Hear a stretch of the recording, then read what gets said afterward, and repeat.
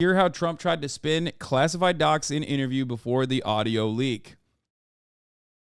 Let's get started. If you went to bed at 8 o'clock last night and not 8:05 like I did, you missed something pretty. She went to bed at 8:05? What?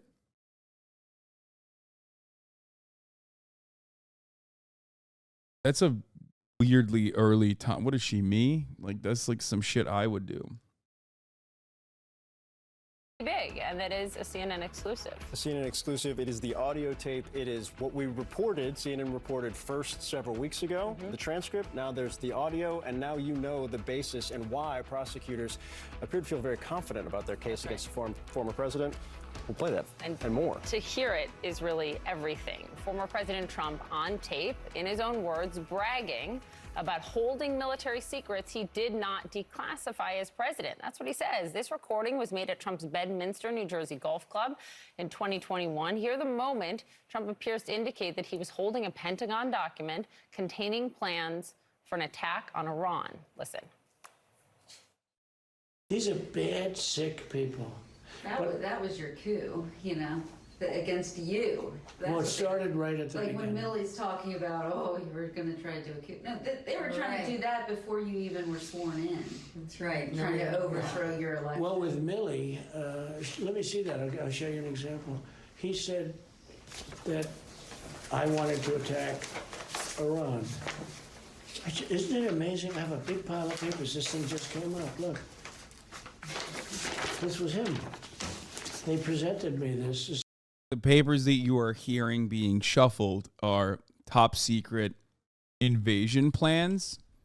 Just so you get a full and clear understanding. It's like he has no out. Like dead to rights. Perfect crime. I did the perfect crime. Like, it's like he's shuffling them in front of the mic on purpose. Yeah. It's like you need to understand.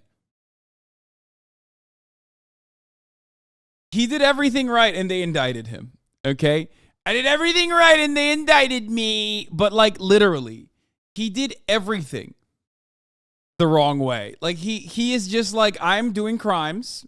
I'm a criminal and I want you to know that I'm doing the crime on camera. Off the record, but I did say this was exactly what was going to happen because, I mean, but that's not even that big of a lock, honestly. That's just how Trump operates. So technically, it's not all that impressive for me to call this out ahead of time because he has done this time and time and time again. So it's like when he called up the Secretary of State, or well, now governor of Georgia, and he said, I need 11,476 votes in Georgia. What do you think he was doing? Like, it's not like he is the type of person that at least has the decency to try and mask the crimes he's doing. He's never had to. He has done the crimes openly his whole life and failed upwards. Why the fuck would they? Why would he think that he needs to like cover his tracks? This was him. This was the Defense Department and him. Wow. We looked at some. This was him. This wasn't done by me. This was him. This wasn't done by me. It's pages long. Look. Wait a minute. Let's see here. Yeah. I just found. Isn't that amazing? This totally wins my case, you know. Mm-hmm. Except yeah, totally wins his case. Totally. The case being that like it's petty grievances. That's the case he's talking about, which of course literally destroyed his other case, which is the case with the federal government. Probably more significant of a case than what he's talking about with like his argument with woke General Mark Milley. It's like highly confidential, secret. There's a secret information. But look at this. You attack, and Hillary would print that out all the time, you know. she'd send it to Anthony Weiner, the pervert. By the way, isn't that incredible? Yeah. I was just saying, because we were talking about it, and you know, he said he wanted to attack Iran and what? These are the papers. It's This was done by the military, given to me. I think we can probably, right? I don't know, we'll have to see. Yeah, we'll have to try to Declassify. figure out it. a See, as president, I could have declassified Yeah. it. Now I can't, but this is Yeah, classified. now we have a Dude, isn't that interesting? As president, I could have declassified it. Yeah, ha ha ha ha. yeah. See, as president, I could have declassified Yeah. it. Now I can't, but this is classified. Now we have a problem. Isn't that interesting? Yeah. It's so cool. I mean, it's so. Look, It is cool, Mr. President. It's so cool. You're right. I find it very cool. Okay.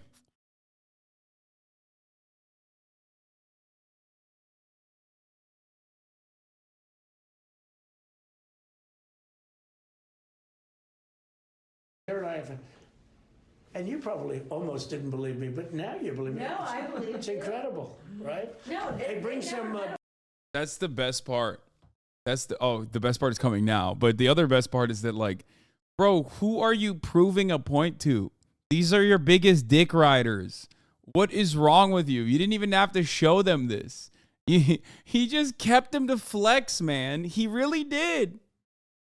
I believe him when he says, oh, yeah, I was going to get to it. I don't believe him when he says he's going to get to it. Like, I don't think he wanted to ever give it back. But I do believe when he says, like, he didn't have any espionage intentions. He just wanted to fucking flex. Bring some Cokes in, please. Yes! Now, the audio you just listened to is crucial evidence in federal prosecutors' case against Trump over his alleged mishandling of classified information after he left the White House. Federal prosecutors have charged the former president with putting national security secrets at risk. Overnight, Trump responded, writing on Truth Social, quote, "The deranged special prosecutor Jack Smith, working in conjunction with the DOJ and FBI, illegally leaked and, quote, spun, unquote, a tape and transcript of me, which is actually an exoneration, rather than what they would have you to believe." CNN political correspondent Sarah Murray is live in Washington, D.C. Sarah, when you listen to this, when you talk to lawyers and sources, how damning do they feel like this audio is? I think one of the things that's striking is that we heard from folks when we were reporting this story out before we had ever heard the audio tape that it will be clear to you when you finally do hear the audio why this is such a boon for prosecutors, why this is so damning for Donald Trump. But I think when you listen to that audio, I mean, you hear him saying things. Yeah, I think we know why.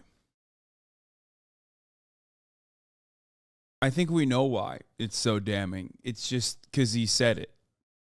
He just said it very openly, like in broad daylight on camera. And he said, like, the magic words, perhaps the only magic words that would make the situation bad for him. He said everything right, and they indicted him. Things like, I'll show you an example.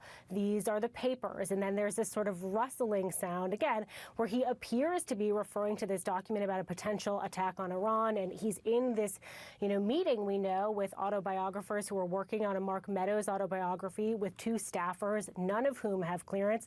And he also acknowledges that this is not a declassified document and that he no longer has the power, because he is no longer the president of the United States, to declassify it. And he's sort of callous in how he's discussing this. Everyone's laughing. He's talking about bring me some Cokes in. At one point, a staffer says, now you have a problem, when he's talking about how this is not a declassified document. And so there's this very sort of jokey tone around passing around or shuffling potentially some of the nation's top secrets. Do we know where these documents are? I mean, I know it seems like a really simple question, but a private company did a search of Bedminster, right? And says they didn't find anything. The FBI didn't oversee that search. That's not odd. They wouldn't. But I think the question is now, do they have the document? If they don't, are they going to search Bedminster? I'm increasing the audio, sorry. Yeah, I mean, it's a simple question without a simple answer at this point, Poppy. It would be pretty late in the game to be doing another search, given the fact that this has been charged. We know that the Trump team was subpoenaed for this document. They weren't able to produce it. But what we don't know is if I did everything right and they indicted me. Returned to the archives from an earlier search. We just don't know that at this point. But we do know, look, that there's other corroborating evidence prosecutors prosecutors may have been able to get. We know they talked to Mark Milley. We know they talked to at least one of the other participants in the meeting. It's probably likely they talked to more participants in the meeting. And we know that there's a description. This is the dumbest, dude. And they indicted me. BTTV emote with their hands. Oh, that's so dumb. Rough description of this document that shows up in Mark Meadows' book. So prosecutors are going to be looking to piece together all of that evidence. But let's just take a listen to how Donald Trump is trying to spin this document on Fox. There was no document. That was a massive amount of papers and everything else talking about Iran and other things. And it may have been held up or may not, but that was not a document. I didn't have a document per se. There was nothing to declassify. These were newspaper stories, magazine stories, and articles. So Trump wants to say it's newspapers, magazines, and articles. Obviously, we're going to wait and see what other evidence comes out as this case proceeds, Poppy.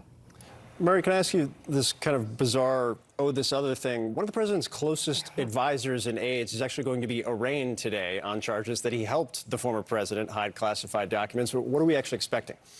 Well, it's sort of like a redo, you know, when we saw them all in court in Florida. Walt Nauta did not have the appropriate Florida counsel at that point, so he could not be properly arraigned. So we are expecting him, Donald Trump's body man, to show up again in court for his proper arraignment. We believe he's going to enter a plea of not guilty. It should be a pretty quick hearing. It's an important move for the case, though. You need all of these defendants entered so that they can actually set a schedule that all of these attorneys can agree to, and we can figure out how this is going to proceed. Again, Walt Nauta, a key player who allegedly helped Donald Trump move these boxes around and has been charged essentially with misleading investigators, guys. This CNN rizzed up Trump. Stop view botting Hasan. Okay, I'll stop.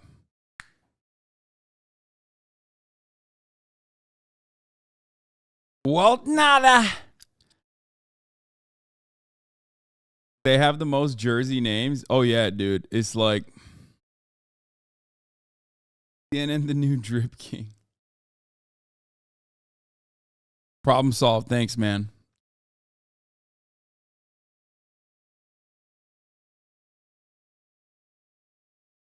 You got to say Nauta like Nutta.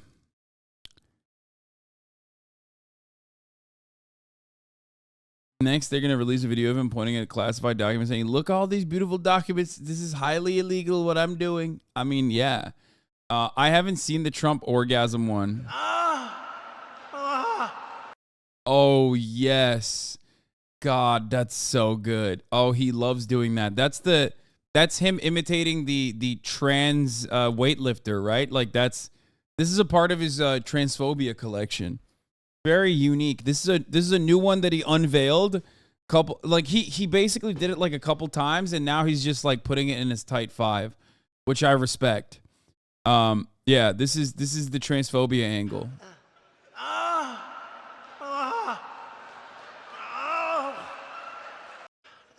They love it, dude. They love it so much. Oh, this was another really cool thing that he's doing. Thank you, Mr. Trump. This is something that obviously even I didn't know fucking existed in like the American law. But he found like another anti-communist law from like the 50s. And he's like, we're using the law. Made them competitive. Today, I'm announcing a new plan to protect the integrity of our immigration system. Federal law prohibits the entry of communists and totalitarians into the United States. Communists and totalitarians. I don't understand this because it's like he said communists and totalitarians. It's like, bro, it's literally totalitarian to do this. Okay? Like banning communists from coming into the country is unironically a totalitarian move. Also, what are you going to do? How are you going to fucking like figure out who's a real communist or not? Like, what are we doing here? You know what I mean? Like party members, I guess.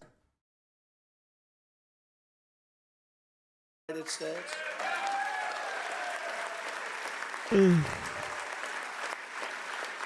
But my question is, what do we do with the ones that are already here that grew up in it? I think we have to pass a new law for them.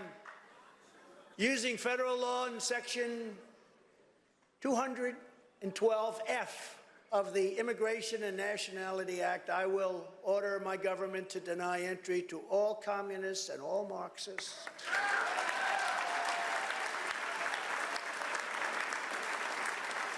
Those who come to and join our country must love our country. We want them to love our country. We don't want them when they want to destroy our country. Welcome to America. We want to destroy your country. Thank you very much.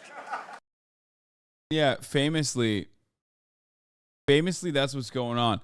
Bro, outside of like me and maybe 8 other motherfuckers, what first generation immigrant is just like straight up openly even remotely positive towards socialism? Like, there's not that many motherfuckers out there. Most people come to America, they're like, I love America, fuck communism. Like, most of the people that come here are very much not in support of whatever the fuck he thinks is going on.